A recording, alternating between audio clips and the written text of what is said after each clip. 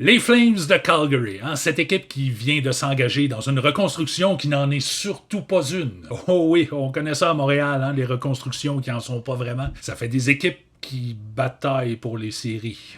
You play 500, you get 15 extra points in either shootout or overtime and you're in the playoffs. So... Oh, un grand philosophe.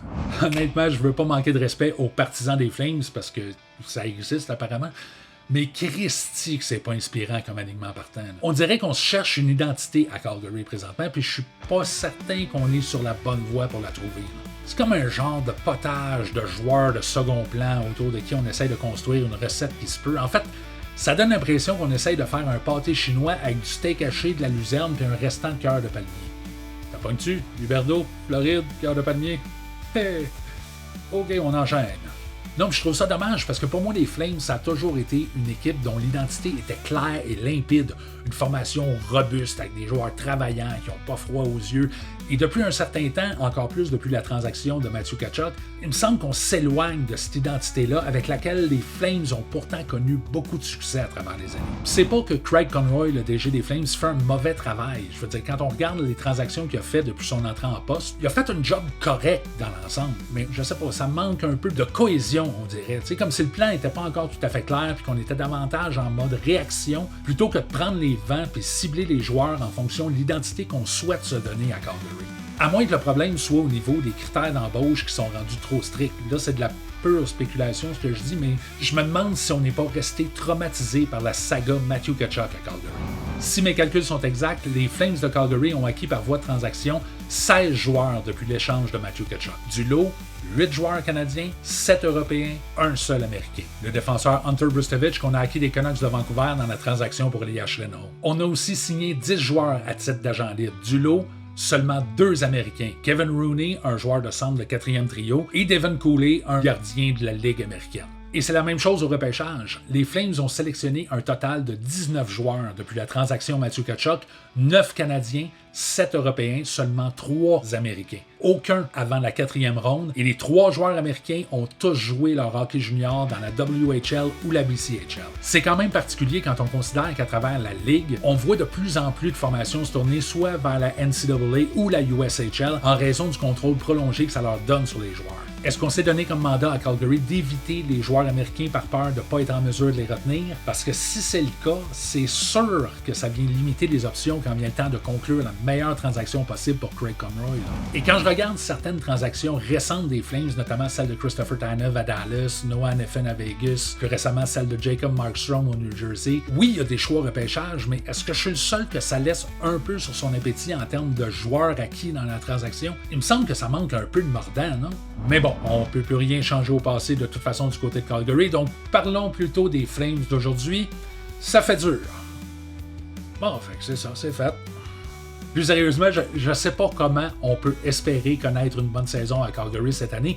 En fait, je suis même pas certain qu'ils y croient ou l'espèrent eux-mêmes. Je pense sincèrement qu'on espère tout simplement terminer dans le bas fond du classement de façon à éviter de devoir donner notre choix de repêchage aux tricolores cette année. En attaque, à moins de retrouver Jonathan Huberdeau des belles années avec les Panthers, je vois pas comment on peut espérer s'améliorer offensivement. On a terminé au 19e rang de la Ligue pour les buts marqués la saison dernière. Et ça, c'est avec des saisons inespérées de Blake Coleman et Yegor Sharangovich qui en ont inscrit 30 chacun. Puis défensivement, c'est aussi très mince derrière Weegar et Anderson. Et à moins de donner une chance à Jérémy Poirier, il n'y a rien qui s'en vient à court terme dans le système pour aider cette défense-là. Mais évidemment, le plus gros changement chez les Flames cette année, c'est le départ du gardien Jacob Markstrom, échangé aux Devils du New Jersey peu de temps avant le repêchage. Markstrom, qui a connu des hauts et des bas en 4 saisons à Calgary, a connu sa meilleure saison et de loin en 2021-2022, alors qu'il avait enregistré 37 victoires en plus de maintenir une moyenne de 2,22, un pourcentage d'efficacité à 922. Depuis, c'était un peu plus difficile. Puis les Flames voulaient faire de la place sur la masse salariale et devant le filet pour le jeune gardien Dustin Wolf. Maintenant, je sais que les partisans des Flames sont très excités par le potentiel de Dustin Wolf.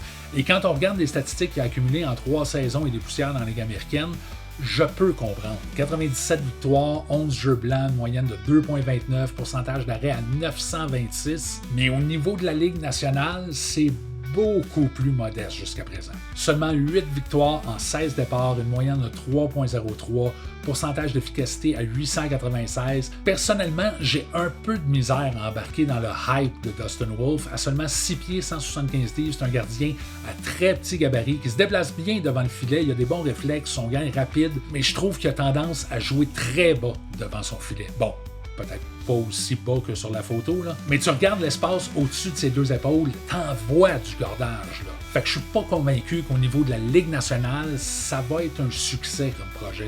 Je le souhaite aux Flames parce que derrière une défensive aussi poreuse, ça va prendre des grandes performances d'un petit gardien pour éviter la catastrophe cette saison. Mais encore là, c'est peut-être ça qu'on souhaite du côté des Flames. Donc, je sais plus trop quoi leur souhaiter, là, en fait. Et puis là, j'ai même pas eu le temps de parler du départ de Mangiapane pour Washington ou de la seule acquisition de l'été que j'ai aimée à Calgary, celle de Ryan Lomberg des Panthers de la Floride, parce que tu vois, pour moi, c'est ça l'ADN typique des Flames de Calgary.